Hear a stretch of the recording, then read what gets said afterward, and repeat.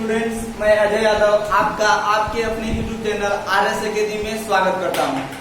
हम लोग देखिए यहाँ पर पढ़ रहे हैं साइंस, और साइंस में हमारा चल रहा है चैप्टर प्रकाश यानी कि लाइट। लाइट में हम लोग पढ़ रहे हैं, और लाइट में पिछली वीडियो में हम लोगों ने दर्पण के बारे में यानी मिरर के बारे में पढ़ा है, और हम लोग का अगला टॉपिक है लेंस। अब हम लोग पढ़ेंगे लेंस के बारे में। लेंस क्या होता है, इसे यह कितने प्रकार का होता है, इसे कितने प्रकार की इमेजें बनती है, इत्यादि को अब हम यहाँ पर पढ़ेंगे। तो स्टार्ट करते हैं। लेंस क्या होता है, लेंस कहेंगे किसे, इसकी परिभाषा क्या होगी। तो लेंस दो पृष्ठों से घिरा, लेंस दो पृष्ठों से घिरा ऐसा पारदर्शी माध्यम होता है जिसके दोनों पृष्ठ गोलीय होते हैं, या तो एक पृष्ठ गोलीय होगा या और एक पृष्ठ समतल होगा या होता है। तो लेंस की परिभाषा होगी कि लेंस दो पृष्ठों से घिरा ऐसा पारदर्शी माध्यम होता है जिसके दोनों पृष्ठ उत्तल होते हैं, जिसके दोनों पृष्ठ उत्तल होते हैं, या तो एक पृष्ठ उत्तल होता है या और एक पृष्ठ समतल होता है। तो लेंस दो पृष्ठों से घिरा ऐसा पारदर्शी माध्यम होता है जिसके दोनों पृष्ठ गोलीय होते हैं, या तो एक पृष्ठ गोलीय होगा और एक पृष्ठ समतल होता है। अब हम लोग इसमें थोड़ा आगे बढ़ते हैं। देखिए लेंस कितने प्रकार का होता है इसके बारे में जानते हैं। तो इसकी परिभाषा तो हमने जान लिया कि लेंस क्या होता है। लेंस एक ऐसा पारदर्शी माध्यम होता है, या ऐसे भी कहेंगे लेंस दो पृष्ठों से घिरा ऐसा पारदर्शी माध्यम होता है जिसके दोनों पृष्ठ उत्तल होते हैं, जिसके दोनों पृष्ठ उत्तल होते हैं, या तो एक पृष्ठ उत्तल होगा और एक पृष्ठ समतल होगा। देखिए लेंस के प्रकार के बारे में बात करते हैं। लेंस दो प्रकार का होता है। कितने प्रकार का, दो प्रकार का। पहला होता है आपका उत्तल लेंस, उत्तल लेंस। दूसरा होता है अवतल लेंस, अवतल लेंस। उत्तल लेंस को कन्वेक्स लेंस कहते हैं, कन्वेक्स लेंस। अवतल लेंस को कॉन्केव लेंस, कॉन्केव लेंस। देखिए एक बात जो हम लोगों ने पीछे पढ़ा है बस उसी को दोहराना है यहाँ पर। देखिए क्या है कि उसमें हमने पिछली वीडियो में क्या पढ़ा था, दर्पण के बारे में हम लोग पढ़े थे। दर्पण भी कितने प्रकार का होता था, दो प्रकार का होता था, समतल और एक गोली होता था। लेकिन गोली जो होता था वो दो प्रकार का होता था, उसमें एक आपका अवतल दर्पण होता था और एक उत्तल दर्पण होता था। तो यहाँ पर जो बात होगी वहां पर यहाँ पर क्या होगा, अच्छा एक बात और ध्यान रखना है, जो हमारा दर्पण था वो किस सिद्धांत पर कार्य करता था, परावर्तन यानी रिफ्लेक्शन के सिद्धांत पर कार्य करता था। लेकिन जो हमारा लेंस होता है यह अपवर्तन के सिद्धांत पर कार्य करता है, अपवर्तन के सिद्धांत पर कार्य करता है। अपवर्तन के सिद्धांत पर यानी रिफ्लेक्शन, वहां पर रिफ्लेक्शन था, यहाँ पर क्या होगा फ्लेक्शन, रिफ्लेक्शन होगा। तो जो लेंस होता है वो अपवर्तन के सिद्धांत पर कार्य करता है। अभी बताया गया लेंस दो प्रकार का होता है, उत्तल लेंस यानी कॉन्केव लेंस, अवतल लेंस यानी कॉन्केव लेंस। सॉरी, उत्तल लेंस का मतलब कन्वेक्स लेंस और अवतल का मतलब कॉन्केव लेंस। अब देखिए जो हम लोग अवतल दर्पण में पढ़े थे, तो देखिए यहाँ पर कार्य क्या होता है, जो अवतल दर्पण होता है, जो दर्पण होता है वो लेंस के विपरीत होता है। मतलब उसमें हमारा जो अवतल दर्पण था, अवतल दर्पण था, वो उसका विपरीत यहाँ पर क्या होगा, उत्तल दर्पण होगा। क्या होगा, उत्तल दर्पण होगा, यानी कि सॉरी उत्तल लेंस होगा। क्या होगा, उत्तल लेंस होगा। देखिए वहां पर जो अवतल दर्पण में जो कार्य हो रहा था सेम वही घटना है, वही कार्य यहाँ पर उत्तल लेंस में होगा। जो अवतल दर्पण में जो घटनाएं घटित हो रही थी, जो भी वहां पर फ्रैक्शन आ रहे थे, वो सब किस में आएंगे, उत्तल लेंस में आएंगे। अवतल लेंस में 6 प्रकार की किरणें बन रही थी, उत्तल लेंस में भी कितनी बनेगी, 6 बनेगी। इसमें वास्तविक ओवल्टी बन रही थी, इसमें भी वही कंडीशन होगी। और अवतल लेंस को कन्वर्जेंट कहते थे, इसको भी हम क्या कहेंगे, कन्वर्जेंट कहेंगे। समझ रही अभी इसको, इसके बारे में। लेकिन यहाँ पर जो भी होगा इतना बस बात समझिए, जो हमारा दर्पण होता है वो लेंस के उल्टा होता है। जो दर्पण में अवतल दर्पण होता है वो उत्तल लेंस की भांति कार्य करेगा। अवतल दर्पण अगर उत्तल लेंस की भांति कार्य करेगा तो एक और दर्पण होता है उत्तल दर्पण। तो ये बताइए उत्तल दर्पण किसकी भांति कार्य करेगा, जब अवतल दर्पण उत्तल लेंस की, तो जो उत्तल दर्पण होगा वो किसकी भांति कार्य करेगा, अवतल लेंस की भांति कार्य करेगा। अवतल लेंस मतलब जो अवतल दर्पण होता है वो उत्तल यहाँ पर उत्तल लेंस पढ़े तो उत्तल लेंस किस आधार पर कार्य करेगा, जैसे यहाँ पर उत्तल लेंस जो भी कार्य करेगा वो किस पर आधारित होगा, जो अवतल दर्पण को हमने पढ़ लिया उस पर आधारित होगा। आई बात समझ में। और जब अवतल लेंस को पढ़ेंगे तो अवतल लेंस इस जो उत्तल दर्पण है इस दर्पण के आधार पर कार्य करेगा। तो विश्वास है कि बातें आपको समझ में आई होगी। अब देखिए उत्तल लेंस और अवतल लेंस समझते हैं। देखिए ऐसे अगर मान लीजिए इसको अगर हम बढ़ाते हैं तो क्या होगा, ऐसे एक यहाँ पर गोला बनेगा, अगर इसको भी इधर करते हैं तो ऐसे भी क्या होगा, इधर भी एक गोला बनेगा, लेकिन ये वाला जो भाग है ना यहाँ से ये वाला जो भाग है, अगर इसी को हम क्या करते हैं, इसी भाग को हम क्या करते हैं उत्तल लेंस करते हैं, इसी को हम क्या करते हैं उत्तल लेंस करते हैं। तो इसको हम ऐसे भी कर सकते हैं, देखिए ऐसे भी कर सकते हैं। बात तो वही हुई, अगर इसको बढ़ाएंगे तो इधर चला आएगा, इसको बढ़ाएंगे तो ऐसे इधर चला आएगा। तो इसको हम क्या करते हैं उत्तल लेंस, उत्तल लेंस, ये हमारा होता है उत्तल लेंस। उत्तल लेंस यानी कि कॉन्केव लेंस, नीचे लिख लेते हैं उत्तल लेंस। अब देखिए ये उत्तल लेंस होता है।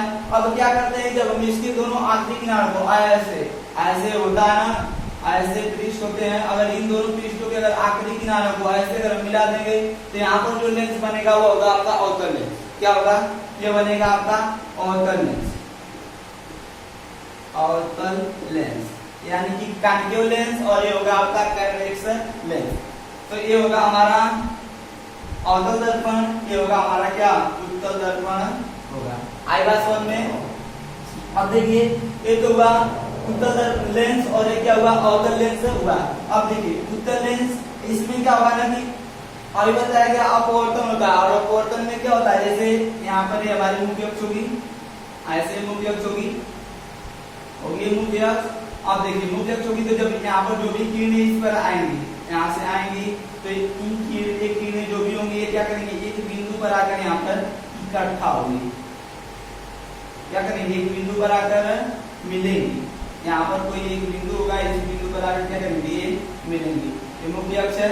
अब इधर से भी जाएंगे किरणें तो यहाँ से क्या होगा, इनका अपवर्तन होगा तो यहाँ पर जाकर मिलेंगे, ऐसे आएंगी तो ये कहाँ पर जाकर मिलेंगे, अपवर्तन होगा और यहाँ पर जाकर मिलेंगे। और इस बिंदु का नाम हम देते हैं एफ या एफ कहते हैं। तो ऐसा ये बताइए ऐसा किस दर्पण में हो रहा था, दर्पण में भी यही क्रिया हो रही थी, और ऐसा किस दर्पण में हो रहा था कि जो भी मुख्य अक्ष के समांतर किरणें आ रही थी वहां पर केवल यही बात है कि वहां पर परावर्तन हो रहा था, यहाँ पर क्या हो रहा है अपवर्तन हो रहा है, और वहां पर भी किरणें जाकर कहाँ पर मिल रही थी एफ पर। तो यहाँ पर भी क्या हो रहा है, जो हमारा उत्तल लेंस है इस उत्तल लेंस में भी क्या हो रहा है, ये मुख्य अक्ष हमारा एक केंद्र होगा, ये मुख्य अक्ष और मुख्य अक्ष के समांतर जो भी किरणें आ रही हैं वो कहाँ पर मिल रही है, एक बिंदु पर मिल रही हैं F1 पर। तो इसे हम क्या करते हैं प्रथम फोकस करते हैं, ये हमारा क्या होगा F1 होगा। तो यहाँ पर मिलती हुई प्रतीत है, तो ऐसा होता था अवतल दर्पण में। कहाँ पर होता था अवतल दर्पण में। और जब जो भी रेखाएं थी मतलब जो भी किरणें थी अगर एक बिंदु पर मिलती हुई प्रतीत होती थी तो उसको हम क्या कहते थे कन्वर्जेंट। एक जगह पर कन्वर्ट होती हुई प्रतीत होती थी तो उनको हम क्या कहते थे कन्वर्जेंट कहते थे ना। तो ये क्या होगा कन्वर्जेंट, कन्वर्जेंट यानी कि इसको हम क्या कहेंगे अभिसारी। क्या कहेंगे अभिसारी। तो जो हमारा उत्तल लेंस होता है वो कैसा लेंस होता है कन्वर्जेंट लेंस या अभिसारी लेंस होता है। आई बात समझ में। और ऐसा कहाँ पर होता था अवतल दर्पण में होता था। तो ये बातें बताई गई आपको ना, जो उत्तल लेंस होता है वो किस आधार पर कार्य करेगा अवतल दर्पण के आधार पर कार्य करेगा। तो विश्वास है कि ये बातें आपको यहाँ पर समझ में आ गई होगी कि ये जो भी घटनाएं हो रही थी जो भी घटनाएं हो रही है ये कहाँ पर होती थी दर्पण में अवतल दर्पण में होती थी। तो इसका मतलब ये होगा कि जो उत्तल दर्पण में जो भी कार्य होंगे उत्तल लेंस में जो भी कार्य होंगे वो अवतल दर्पण में होते थे। अगर नहीं देखा होगा आपने तो पिछली वीडियो को देख लीजिएगा। आई बात समझ में। तो ये हमारा क्या होगा मुख्य अक्ष के समांतर जो भी किरणें आएंगी अपवर्तन के पश्चात एक बिंदु पर मिलती हुई प्रतीत होंगी और यहाँ पर मिल रही है तो इसे हम क्या करते हैं F1 करते हैं। और जब मिलेगी कन्वर्ट होंगी एक जगह पर तो उसे कन्वर्जेंट कहेंगे। कन्वर्जेंट का मतलब अभिसारी होगा। आई बात समझ में। तो यहाँ से ऐसे भी प्रश्न बन जाता है कि अभिसारी लेंस है। अब ऑप्शन में रहेगा उत्तल लेंस अवतल लेंस दोनों इनमें से कोई नहीं। ऐसा ऐसे हो जाएगा।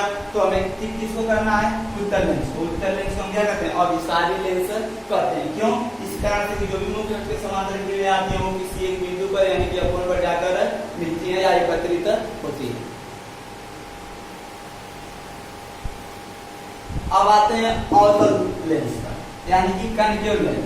अब देखिए इसमें क्या होता है कि जो भी हमारा अवतल लेंस है इसमें क्या होगा, इसमें जो भी ऐसी किरणें जाएंगी ना, ये अपवर्तन के पश्चात ऐसे अभिलंब से, जैसे उसमें क्या होगा, अभिलंब से दूर भागती थी ना अपवर्तन में, तो वैसे यहाँ पर क्या होगा, अपवर्तन हो रहा है। तो इसमें क्या होगा कि जो भी किरण होंगी वो एक स्थान पर न जाकर वो अन्यत्र स्थान पर चली जाएंगी। पहले ऐसे मुख्य अक्ष होगा, मुख्य अक्ष है। अब यहाँ से क्या होगा, ऐसे मान लेते हैं कि ऐसे फिर कोई किरण आई ऐसे, तो फिर भी उधर चली जाएगी। इधर से अगर गई ऐसे तो भी क्या होगी, उधर चली जाएगी। ऐसे गई तो भी इधर चली जाएगी, उधर चली जाएगी। तो देखिए अगर इन किरणों को अगर हम ऐसे पीछे अगर आभास करके लाते हैं तो कहीं पर बिंदु विपरीत होंगी, कहीं पर मिलेंगी। देखिए मिल रहे हैं यहाँ पर ना, यहाँ पर अगर इन सबको अगर आभास करके इधर उधर तो मिलेंगी नहीं, क्योंकि क्या हो रहा है, किरणें जो है वो फैल जा रही है। तो जब फैल जाएंगी तो कहीं पर मिलेंगी नहीं। अगर उसको हम इधर लाएंगे तो क्या होगा, यहाँ पर मिलेंगी, यहाँ पर मिलेंगी ना, तो इसको हम F2 करते हैं। क्या करते हैं, F2, या ऐसे भी F करके आप इसको कर सकते हैं। बाद में जब हम वहां पर चलेंगे तो वहां पर F1 और F2 होगा। तो देखिए जो हमारा ये अवतल लेंस है इसमें क्या होगा, जो भी किरणें जा रही थी अपवर्तन के बाद एक फैल जा रही थी, और जब हम इसको हम लोगों ने मिलाया तो इधर पीछे आकर एक बिंदु पर क्या कर रही है, ऐसे मिल रही है। और यहाँ पर बस आपको ये बात ध्यान रखना है कि जब इनका अपवर्तन हुआ तो जो भी किरणें अवतल लेंस में गई, जब उनका अपवर्तन हुआ तो क्या हुई, फैल गई ना, फैल रही है। क्या कर रही है, फैल रही है। इसका मतलब जब फैलती है तो उसको हम कहते हैं, उस लेंस को डाइवर्जेंट। क्या कहते हैं, डाइवर्जेंट।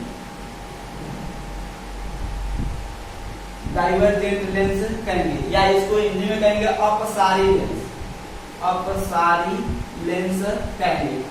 अब देखिए ऐसा क्रिया, ऐसी क्रिया कहां पर हो रही थी, तो ये हो रहा था आपका उत्तल दर्पण में। यहाँ पर अवतल लेंस है और बताया कि जो अवतल लेंस है वो उत्तल दर्पण की भांति कार्य करेगा, और जो उत्तल लेंस है वो क्या करेगा, वो अवतल दर्पण की भांति कार्य करेगा। तो यहाँ पर सॉरी जो उत्तल लेंस है वो अवतल दर्पण की भांति कार्य करेगा, और यहाँ पर जो अवतल लेंस है ये किसकी भांति कार्य करेगा, उत्तल दर्पण की भांति कार्य करेगा। तो इसमें कंफ्यूजन मत रहिएगा, बस आपको समझना है कि ये सब क्रियाएं कहां पर हो रही है। तो यहाँ पर फैलने वाला कार्य हो रहा था उत्तल दर्पण में, और यहाँ पर कहां हो रहा है, अवतल लेंस में हो रहा है। तो जो भी उत्तल दर्पण का कार्य होगा वो किसका होगा, अवतल लेंस का होगा। तो देखिए यहाँ पर अवतल लेंस में क्या होगा, फैल रही है, तो फैलने के कारण इसे हम क्या कहते हैं, डाइवर्जेंट या अपसारी लेंस कहते हैं। तो आपसे अगर पूछा जाए कि अपसारी लेंस किसे कहते हैं, तो अवतल लेंस को हम क्या कहते हैं, अपसारी लेंस कहते हैं। क्यों, इस कारण से कहते हैं कि जो भी अभिमुख के समांतर जो भी किरणें जाती हैं तो इस पर पड़ने के बाद जब उनका अपवर्तन होता है, रिफ्रैक्शन होता है, तो वे फैल जाती है। आई बात समझ में, विश्वास है कि बातें आपको समझ में आई होगी। अब देखिए अब इनकी परिभाषा जान लेते हैं। परिभाषा जान लेते हैं कि उत्तल लेंस कहते किसे हैं। तो ये हमारा था ऐसे जो बना था, ये था क्या, उत्तल लेंस। इसको हमने क्या नाम दिया था, उत्तल लेंस, यानी कि कन्वेक्स लेंस। और ऐसे अभी जिसको हमने बनाया था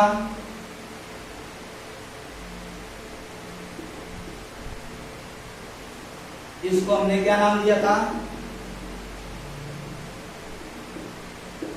इसको हमने नाम दिया था अवतल लेंस, अवतल लेंस यानी कि कॉन्केव लेंस। तो देखिए उत्तल लेंस कहेंगे किसे, तो ऐसा लेंस जो बीच में मोटा, देखिए यहाँ पर क्या है, यह बीच में मोटा है ना, बीच में मोटा है, लेकिन जो ही किनारे पर जा रहे हैं क्या हो जा रहा है, पतला हो जा रहा है। हो जा रहा है कि नहीं पतला, जब किनारे पर जाएंगे तो क्या हो जाएगा, पतला हो जाएगा। तो उत्तल लेंस की परिभाषा क्या होगी, वैसा लेंस जो बीच में मोटा और किनारों पर पतला होता है। वैसा लेंस जो बीच में मोटा और किनारों पर पतला होता है वही क्या कहलाता है, उत्तल लेंस कहलाता है। तो उत्तल लेंस की परिभाषा, वैसा लेंस जो बीच में मोटा और किनारों पर पतला होता है। यहाँ पर बीच में क्या है, ये जो दूरी है यहाँ पर अधिक दूरी है, लेकिन यहाँ पर जब देंगे तो क्या होगा, इसके अपेक्षा कम है ना, मतलब किनारों पर क्या है, पतला है, बीच में क्या है, मोटा है। तो ऐसा लेंस जो बीच में मोटा और किनारों पर पतला होता है उत्तल लेंस होता है। विश्वास है बातें आपको समझ में आई होगी। अवतल लेंस पर देखते हैं। अवतल लेंस क्या होता है। तो देखिए अवतल लेंस की परिभाषा क्या होगी, वैसा लेंस, देखिए इसका जस्ट विपरीत होगा। यहाँ पर किनारों पर जा रहे थे तो ये पतला हो रहा था और बीच में क्या था, मोटा था। लेकिन जब अवतल लेंस में रहेंगे तो ये क्या होगा कि बीच में मोटा रहेगा, देखिए बीच में क्या रहेगा, पतला रहेगा। यहाँ पर बीच में कम दूरी है, लेकिन जो ही किनारों पर जाएगा क्या होगा, मोटा हो जाएगा। तो अवतल लेंस की परिभाषा क्या होगी, वैसा लेंस जो बीच में पतला और किनारों पर मोटा होता है। वैसा लेंस जो बीच में पतला और किनारों पर मोटा होता है, क्या कहलाता है, अवतल लेंस कहलाता है। विश्वास से बातें आपको समझ में आई होगी।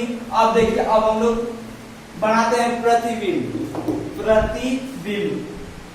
और पहला हमारा क्या था, उत्तल दर्पण, उत्तल लेंस। तो उत्तल लेंस द्वारा प्रतिबिंब का बनना, उत्तल लेंस द्वारा प्रतिबिंब का बनना।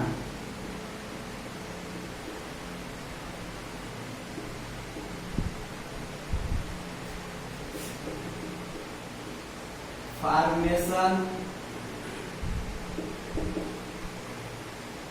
Of image by convex lens.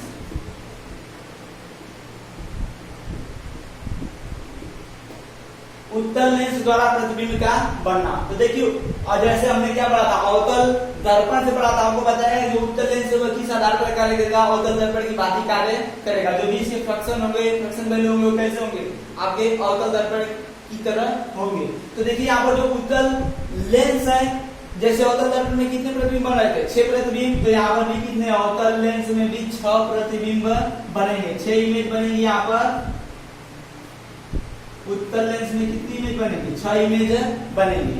अब देखिए जैसे अवतल दर्पण में हमने पढ़ा था कि इमेज बनाने के लिए कितने नियम पढ़े थे, 4 नियम। 4 नियमों को हमने पढ़ा था कि उत्तल दर्पण में अवतल दर्पण में अगर आपको इमेज का निर्माण करना है तो वहां पर क्या होगा, आपको 4 नियम पढ़ने थे।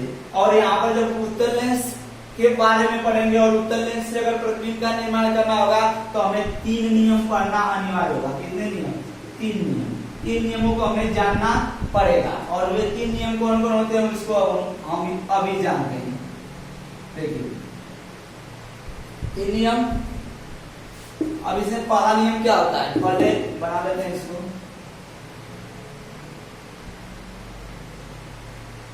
यहाँ पर क्या होगा, सी होगा यानी सेंटर ऑफ कर्वेचर, या इसको कहेंगे वक्रता केंद्र। क्या, वक्रता केंद्र कहेंगे ये वाला। ये हमारा क्या होगा, F1 होगा।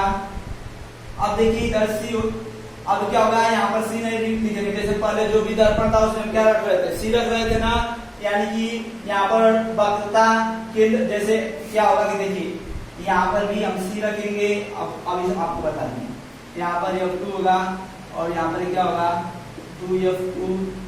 थोड़ी पहले इसको सी रखते हैं, इसको C1 कर देते हैं, उसको C2 कर देते हैं। आई बात समझ में।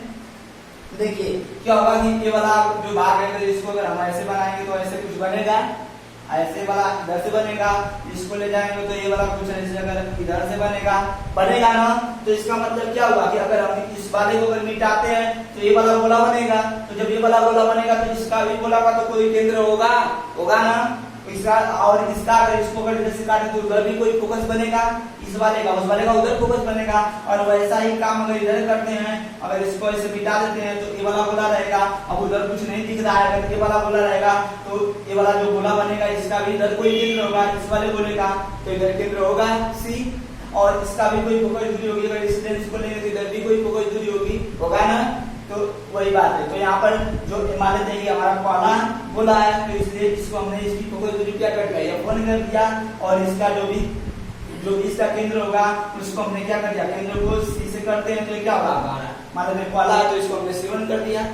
वैसे ही यहाँ पर दूसरा वाला है तो इसको क्या करेंगे, C2 करेंगे। और दूसरी जो फोकस दूरी लेंगे तो क्या होगा, F2 होगा।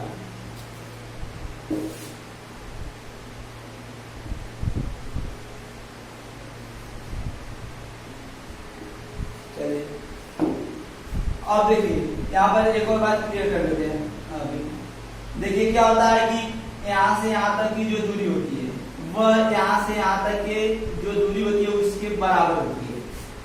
सी से उस, जैसे हम लोग दर्पण में पढ़ा था कि जो भी ध्रुव और फोकस के बीच की दूरी होती थी वही दूरी फोकस और वक्रता केंद्र के बीच की भी होती थी।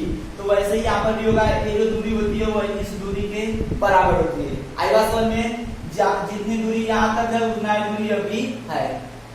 जैसे ऐसे अगर लाइन खींचते हैं, इसको अगर बीच में डिवाइड किए हैं तो यहाँ से यहाँ तक की जो दूरी हमने बता दिया भैया जितनी दूरी है उतना दूरी क्या है, ये अभी है। तो अगर ये 5 सेंटीमीटर की है तो अभी कितनी की होगी, 5 की होगी ना। जब दोनों को मिला देंगे तो क्या हो जाएगा, 10 हो जाएगा। हो जाएगा ना। यहाँ से यहाँ तक और यहाँ से यहाँ तक जो भी दूरी है वो समान है। यहाँ से यहाँ तक ये 5 है और तो ये भी 5 हो जाएगी। क्यों? क्योंकि इसी के बराबर ये भी है तो ये भी 5 होगी, ये भी 5 है। दोनों को मिलाएंगे तो क्या होगा, 10 हो जाएगा। वैसे ही सी और यहाँ तक, सी से यहाँ तक की दूरी क्या है, F1 है ना। यहाँ पर इतनी दूरी क्या है, F1 है। अब F1 से सी तक आते हैं तो जो दूरी है वही दूरी अभी है। तो ये भी दूरी क्या होगी आपकी, F1 होगी।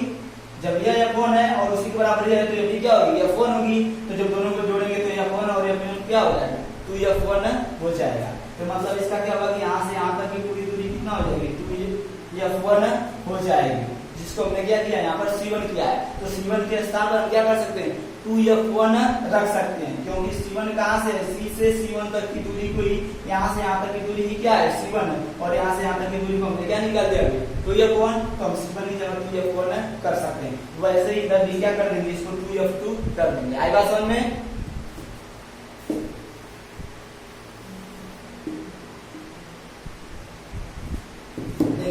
तो इसको हम क्या कर देते हैं, इसको 2F1 कर देते हैं। ये हमारा F1 है, ये क्या होगा 2F1। वैसे ये क्या हो जाएगा, 2F2 हो जाएगा ना। चलिए अब देखिए इसमें पहला नियम क्या होता है। हमने बताया कि उत्तल लेंस से जब भी हम प्रतिबिंब बनाएंगे तो तीन नियमों को फॉलो करेंगे, मतलब 3 नियम का पालन करेंगे। तो पहला नियम क्या होता है, वही अवतल दर्पण वाला नियम होगा। इसमें भी अवतल दर्पण में क्या होता था कि जो भी किरणें मुख्य अक्ष के समांतर जाती है, पहला नियम, जो भी किरणें मुख्य अक्ष के समांतर जाती थी वह फोकस से होकर जाती थी। तो यहाँ पर भी वही नियम होगा। पहला नियम, उत्तल लेंस से प्रतिबिंब के बनने का प्रथम नियम। अगर कोई किरण, ये हमारी मुख्य अक्ष है, ये मुख्य अक्ष है ना, यहाँ से यहाँ तक 2F1 से 2F2 तक जो ये लाइन खींची गई है मुख्य अक्ष है। तो जो भी किरणें मुख्य अक्ष के समांतर जाएंगी वह अपवर्तन के पश्चात F2 से होकर जाएंगी। पहला नियम, जो भी किरणें मुख्य अक्ष के समांतर जाएंगी अपवर्तन के पश्चात F2 से होकर जाएंगे। यहाँ से किरण जा रही है, यहाँ से जब इसका अपवर्तन हुआ तो ये कहाँ पर गई, F2 से होकर जाएगी। F2 से होकर गई है ना, यहाँ से किरण गई और यहाँ से इसका अपवर्तन हुआ तो क्या हुआ, F2 से होकर निकली। तो पहला नियम, जो भी किरण मुख्य अक्ष के समांतर जाती है वे F2 से होकर जाएंगी। दूसरा नियम, वे किरणें जो C से होकर जाएंगी, कहाँ से होकर जाएंगी, C से होकर जाएंगी। वे किरणें जो C से होकर जाएंगी सीधी निकल जाएंगी। अपवर्तन, उनका अपवर्तन होगा ही नहीं। तो क्या होगी, अगर C से जाएंगी तो सीधी निकल जाएंगी। मतलब ऐसे जा रही है तो वे न तो इधर आएंगी न तो उधर जाएंगी, वो कहाँ पर चल जाएंगे, ऐसे सीधी ही निकल जाएंगी। तो दूसरा नियम यह हुआ कि जो भी किरणें C से होकर जाती है सीधी निकल जाएंगी। तीसरा नियम, अब देखिए तीसरा नियम क्या होता है कि वे किरणें जो F1 से होकर जाती है, कहाँ से, F1 से। यहाँ पर एक किरण है, कहाँ से जा रही है, F1 से होकर जा रही है ना, ऐसे यही हमारा F1 है, F1 से होकर जा रही है। तो F1 से होकर जाती है तो अपवर्तन के पश्चात वे मुख्य अक्ष के समांतर हो जाती है। तीसरा नियम यह है कि जो भी किरणें F1 से होकर जाती हैं वह वे मुख्य अपवर्तन के पश्चात मुख्य अक्ष के समांतर हो जाती है। तो यहाँ पर इसका अपवर्तन होगा और अपवर्तन होने के बाद क्या होगी, ये हमारी मुख्य अक्ष है तो इससे क्या होगी, ये पैरेलल हो जाएगी, यानी कि समांतर हो जाएगी। आई बात समझ में? तो उत्तल लेंस से अगर प्रतिबिंब बनाना तो इसके लिए 3 नियम अनिवार्य है। पहला नियम, जब कोई भी किरण अगर मुख्य अक्ष के समांतर जाएगी तो वह F2 से होकर जाएगी अपवर्तन के पश्चात। दूसरा नियम, अगर कोई किरण C से जा रही है तो वह सीधी निकल जाएगी। तीसरा नियम, अगर कोई किरण F1 से होकर जा रही है तो वह अपवर्तन के पश्चात मुख्य अक्ष के समांतर हो जाएगी। आई बात समझ में? विश्वास है ये बातें आपको समझ में आई होगी। अब हम लोग प्रतिबिंब का निर्माण करते हैं। इसका निर्माण प्रतिबिंब का निर्माण करते हैं। तो हमने बताया कि जो भी हमारा उत्तल लेंस होता है इससे कितने प्रतिबिंब का निर्माण होगा, 6 इमेज बनेंगे, 6 प्रतिबिंब बनेंगे। बात आई समझ में? तो देखिए यहाँ पर क्या होगा कि जो भी हमारा उत्तल लेंस होगा, उत्तल लेंस से कितनी इमेज बनेंगी, 6 प्रकार की इमेज बनेगी। और कौन कौन इमेज बनेगी, कहाँ पर बनेगी, पहले उनको देख लेते हैं। 6 इमेज कहाँ पर अगर हम वस्तुओं को रखेंगे तो 6 प्रकार की इमेज बनेगी। पहली बार पहले हम वस्तु को 6 जगह पर रखेंगे, तभी तो 6 स्थान पर रखेंगे, तभी तो 6 प्रतिबिंब बनेंगे। तो पहली बार कहाँ पर रखेंगे, वही कुछ याद मत करिए। अवतल अगर आपसे अवतल दर्पण पूछा जाता है तो हम बहुत आसानी से उसका जवाब दे देते हैं, लेकिन जो ही उत्तल लेंस की बात हो जाती है तो हम घबरा जाते हैं। तो ऐसा नहीं करना है, आपको बस कंसेप्ट समझना है। क्या था उसमें जो अवतल दर्पण था, यहाँ पर उत्तल लेंस हो जाएगा। तो अवतल दर्पण में हम पहली बार वस्तु को कहाँ पर रख रहे थे, अनंत पर। वैसे ही उत्तल लेंस में भी पहली बार वस्तु को कहाँ पर रखेंगे, अनंत पर रखेंगे। दूसरी बार 2f1 के पीछे रखेंगे, 2f1 के पीछे। तीसरी बार कहां पर रखेंगे, मतलब तीसरा प्रतिबिंब के लिए 2f1 पर रखेंगे। उसके बाद चित्र जब बनेगा ना तब वो समझ में आ जाएगा। अगला कहां पर रखेंगे, 2f1 f1 के पीछे रखेंगे। पांचवा f1 पर रखेंगे। और छठवां कहां पर रखेंगे, छठवां वस्तु छठवीं बार रखेंगे f1 वक्रता केंद्र C के पीछे रखेंगे, या प्रकाशीय केंद्र जो दर्पण जो लेंस का होता है उसके पीछे रखेंगे। तो विश्वास से मुझे कि ये बातें आपको समझ में आई होगी। हमारा जो भी टॉपिक था लेंस से संबंधित, इससे जो प्रतिबिंब बनेंगे उत्तल लेंस से आपको अगली वीडियो में बताया जाएगा। यहाँ तक जो भी बातें बताई गई है मुझे विश्वास है कि आपको ये बातें समझ में आई होगी। तो जो भी इससे इमेज बनेंगे उसको हम अगले वीडियो में कवर करेंगे। हमारा क्लास 10 बराबर होता है। आपको हमारा वीडियो देखने के लिए धन्यवाद।